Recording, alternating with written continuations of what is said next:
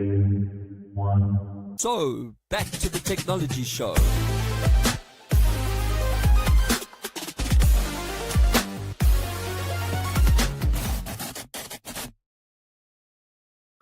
It is the technology show where we translate geek into regular speak. I'm Brett Levy. I'm your host this week. So it's been a while since I've actually done a review on a webcam. I think the last time I did a webcam review was probably when 1080 came out. So when we finally evolved rather into a decent camera technology for web. So I thought, well, I've been given a shiny new toy to play with. Well, actually, not really play with it. I'll talk a bit more about it while we've got them. So why not review it? So let's go into bringing up the slides and get into things with a Z. So today I am going to talk about the Logitech MX Brio Ultra HD 4K. Don't make me say that again. It's actually what I'm using on the show. So if you've seen any of the previous shows, you might be able to tell me if you think the camera looks better. I'm looking to the side a lot because I'm trying to see I've got my whole studio over here. So I'm trying to see if the camera does actually look a little bit better. But anyway, so I'm here at the We Love Marketing podcast studio, where I was tasked with fixing up, or rather updating, some of the tech that we use. Now, I've started with a pretty solid base. There's a Rode Procaster here. So it's not a shabby system by any way, shape, or form. Shameless punt. If you want to come and produce your own podcasts here, or your vodcasts, please reach out. Anyway, back to the show. So the one thing that was missing was camera technology. Originally, the room was set up as, and I'll show you the room one day. I must remember to do this with one of my shows. But originally, the room was set up as a podcast studio, in the truest sense of the form, for video only. And you'd film with a camera, with a phone. So we've got a Sony SLR, which is a great camera. We also have a Pixel 9 Pro, which we use, and StreamYard is our platform. So we've got everything that we need, but generally we run the shows off laptops. So I'm sitting here with my MacBook at the moment. If I had a guest, they'd be sitting in front of me, they'd have a laptop in front of them, and we generally use the laptop cameras. So the quality wasn't great, and for two reasons, right? You've got someone that's using maybe let's just do it. I'm on a Mac, someone's on a PC. I had to find a way to get that in there somehow. And the camera quality wasn't the same, but you're sitting in the same studio. So we took a decision to look for some really good webcams. And the research got us to the Logitech. I'm just going to call them Brios. It's much easier. So yeah, we set up a couple, and I thought, well, if I'm going to talk about something on the show, I might as well talk about some of the tech that I'm using on the show. And the lady that I work with, shout out to Kylie, don't know if she's listening, but she was, oh, come on, you can't use your MacBook camera, use one of these, they're awesome. So I've capitulated, and I'm now on the Logitech MX Brio. It really is good. I have to say that if I look at it, the quality is definitely clearer. There's a couple of tweaks that you can. I'll talk about that a little bit later on. But besides the quality being really good, the built-in microphones are pretty impressive as well. Now, I'm not using them purely because, as you can maybe see if you're watching the show, I've got a proper studio mic in front of me. I'm also quite a big fan of the MacBook mics as well. The MacBook Pro microphone array is pretty good, especially if you don't have guests and you're only doing one person. But that being said, we have used the microphones on the MX Brios for shows where we didn't use the Procaster, and the mics are really, really good. They call it Logitech, they call it beam forming, which I think is just fancy speak for omnidirectional, like noise reducing mics. I've got a picture up on the screen. If you're watching the show, you'll see there's like, they're showing little magic beams coming out of the slits, but I'm looking at the camera. Well, obviously I'm talking to you, and there's two slits on either side. So they clearly do have omnidirectional mics. There must be software that's running them that does help with noise reduction as well. let's go back to the camera, because I mean, ultimately you buy a camera for a camera, not necessarily the microphone or speakers, but the camera will record in 4K. I have not set it to 4K.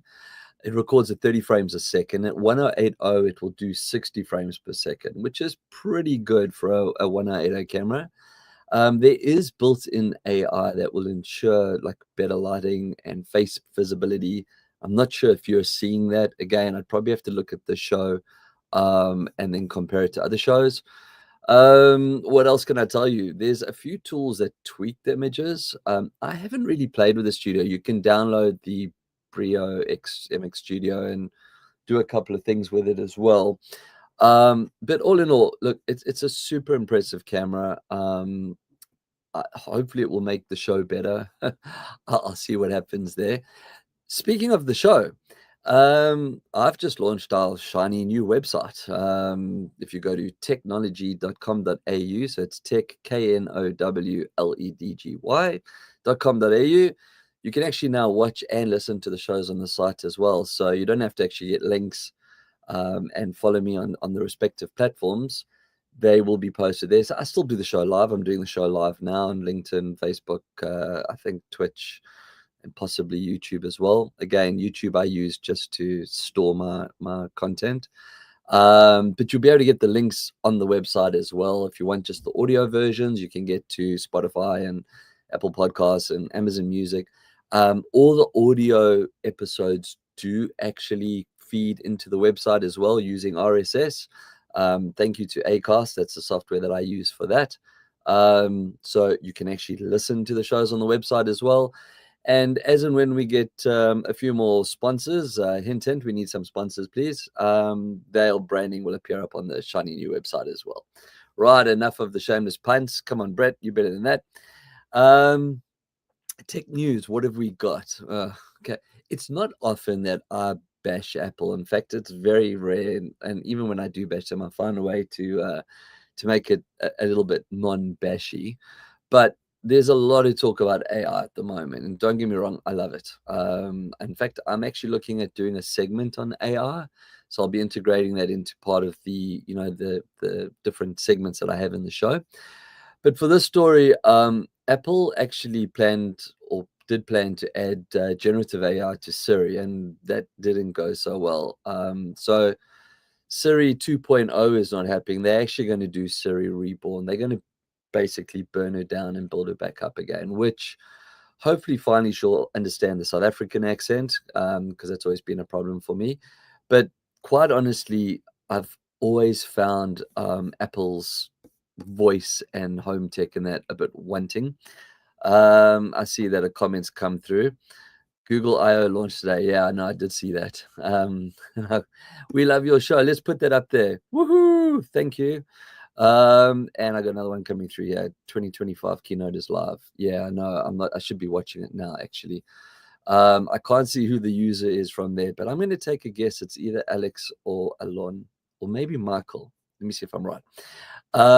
So yeah, I do want to watch the Google I/O. Actually, I've been following some of the what do you call it? Can't blank. The image stuff that they're doing. Their new image stuff looks awesome. Anyway, so back to the show. Now, as I said, I'm not a big fan of Siri. I'm not a big fan of Apple Mail, and I'm not a big fan of Apple Maps. There, I've put it out there. Okay, so you see, I am perfect. I'm not a total fanboy. But if they get it right, because Apple's partnered with some pretty clever people on the AI side, so if they get it right and they do rebuild, it is Alex. I thought so. Hello, Alex. Give me keynotes, mate, and maybe we have to get you on the show. If they get it right, then yeah, we'll definitely be looking at Siri with a whole new light and maybe respect. Right, Max. Now, if you're in Australia, Max is pretty new. For my listeners that listen to me in the States, HBO Max became Max, and now Max has become HBO Max. And if that sounded confusing, well, it is. I think I can summarize that for you in 2 seconds.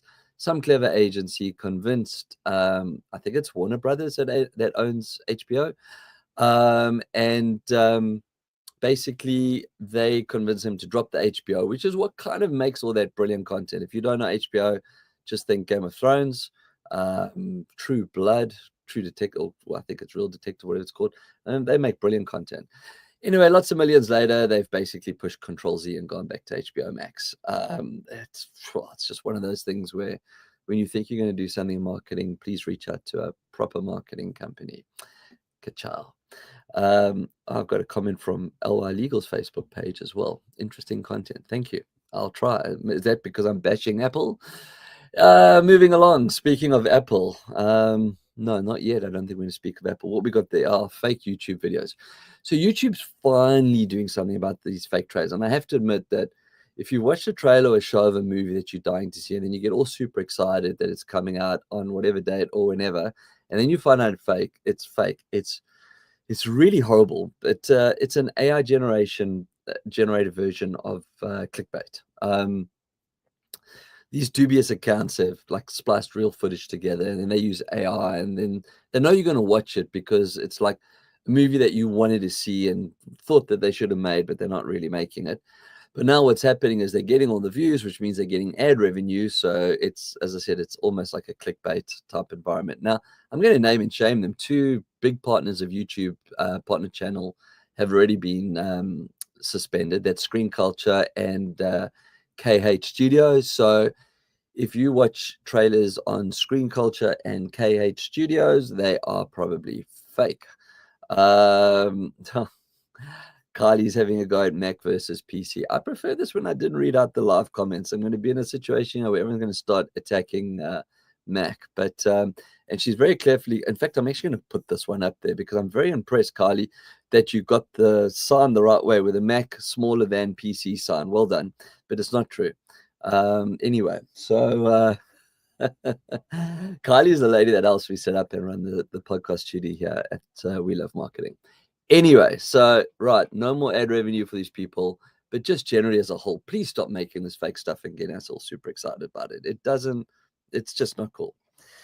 Now back to Apple. I have a view on this, but I'm just going to go through the story as it is. So Apple and Epic are still fighting. Epic are the people that make the game Fortnite. They also own the Unity engine, which is a very big gaming engine. It's either Unity or Unreal. Those are the two engines that you use when you build games. Now, Epic was banned from the App Store quite a few years ago for trying to circumvent Apple's App Store tax. There was a ruling in the EU that said that Apple's not allowed to stop third-party app stores. And apparently, a couple of weeks ago, I think it was, and Alex, you can correct me if I'm wrong, but a couple of weeks ago, the American court system has ruled in a similar line to the EU courts that Apple has to allow third-party app stores. Now, I'm going to put a caution out there. I said I have a view on it. I'm going to give you my view. Although Apple charges 30%, which is a lot, I don't know, first of all, if we'll see a 30% discount by going to the stores.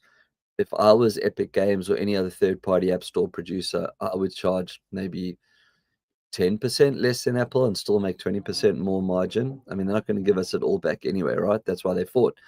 But more importantly, and Apple actually said this, and good on them for doing so. If you download a game from a third-party app store, i.e. not the app store, not the official app store, they will not protect your phone or anything like that in the sense of viruses. I've got a whole chat war going on here. They won't give you any virus protection, malware protection, etc.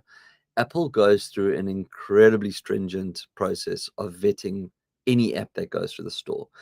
Google doesn't do the same thing. And with Google as well, with any Android device, you can sideload just the APK directly onto your phone or tablet. So that 30% that you're paying Apple is actually giving your customer peace of mind that your app has gone through a very, very stringent testing process.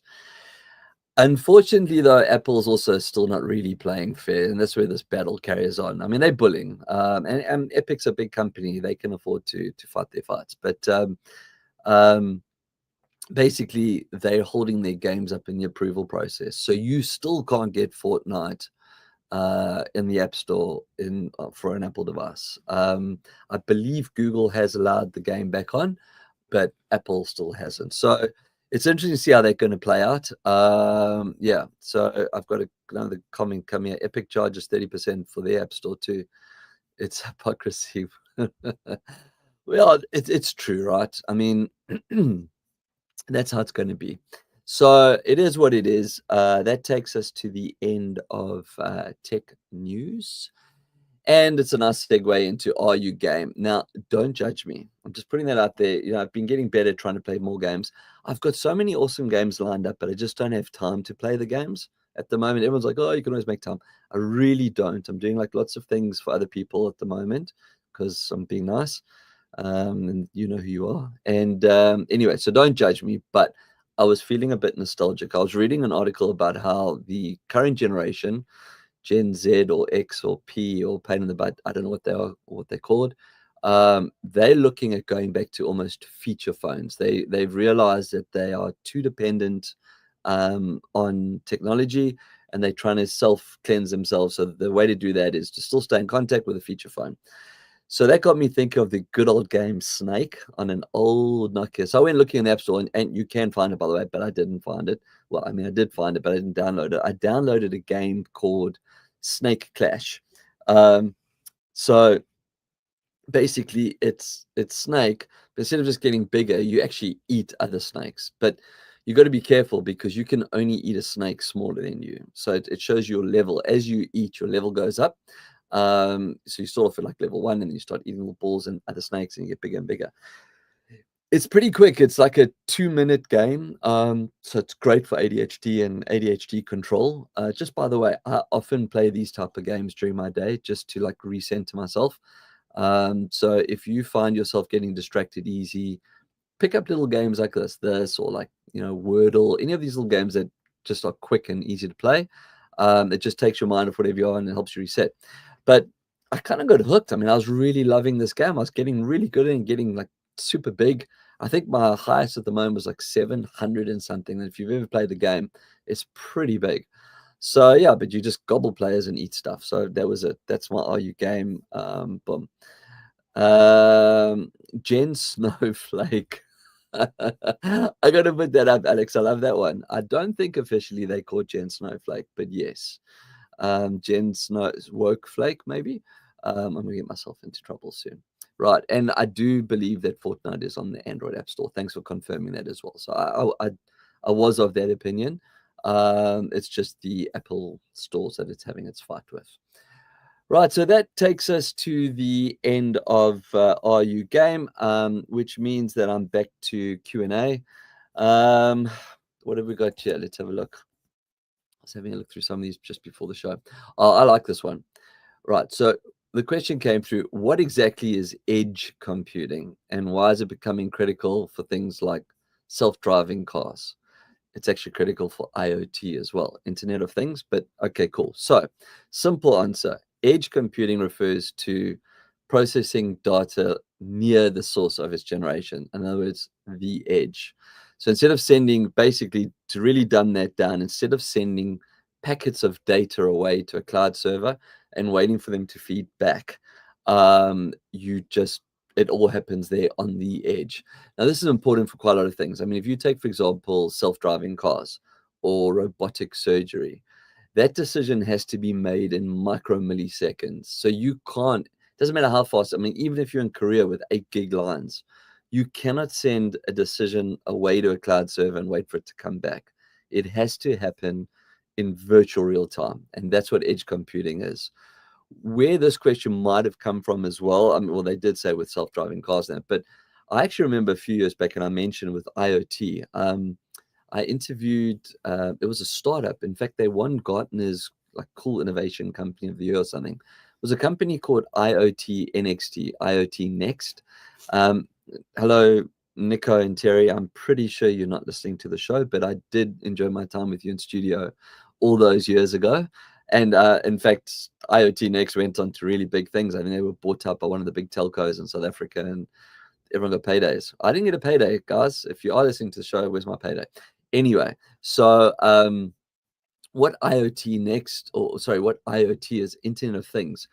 What's nice about edge computing and IoT is that it allows smart sensors to work. So if you've got something that is not smart. You can put a sensor on it, and then the edge server will actually make it do what it needs to do. So it just controls and runs devices directly. So yeah, hopefully that answers the question. And if that was Q&A, then that means we're at the end of the show. I don't think there's anything I've got up there. Let's see, what have we got? Nope, that's it. So I take it then, if that's the end, until next time, keep your screens clean and your knobs shiny.